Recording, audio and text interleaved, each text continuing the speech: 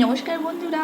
তো স্কুল জীবনে কে কে স্কুলের আচার, আমের আচার, তেঁতুলের আচার কিনে খেয়েছো? তখন 2 টাকায় একটুখানি আচার পাওয়া যেত।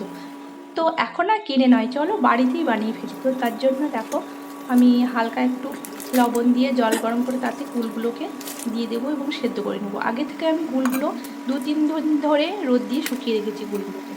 এবার আমি দেখো কুলগুলোকে সেদ্ধ করে নিয়েছি। তারপরে ওই কুলের জন্য আমি ভেলি গুড় নিয়ে নিয়েছি কেজিখানে। এবার আমি ওই কড়াইয়ে একটুখানি জল দিয়ে দেবো 1 কাপের মতো। তারপরে এই ভেলিগুলোকে গলিয়ে নেব। দেখো, ভেলিটাকে গলিয়ে আমি গুড় করে নেব। এবং দেখো, যখন আমার গুড়ের আকার চলে এলো, তখন আমি সেই কুলগুলোকে দিয়ে দেবো গুড়ের মধ্যে। ভালোভাবে সেদ্ধ করে নিয়ে কুলগুলোকে, তারপরে আমি দেখো কালারটা যখন এরকম চলে আসবে, তখন আমি আগে থেকে একটা মশলা কুলের জন্য, আচারের জন্য ভেজে রেখেছি।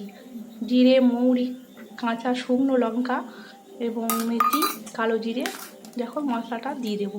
এভাবে নাড়িয়ে চাড়িয়ে ফুলগুলোকে নেড়ে নামিয়ে নেব। তো কেমন লাগলো অবশ্যই কমেন্ট করে বলবার, কে কে ভালোবাসো এরকম আচার খেতে।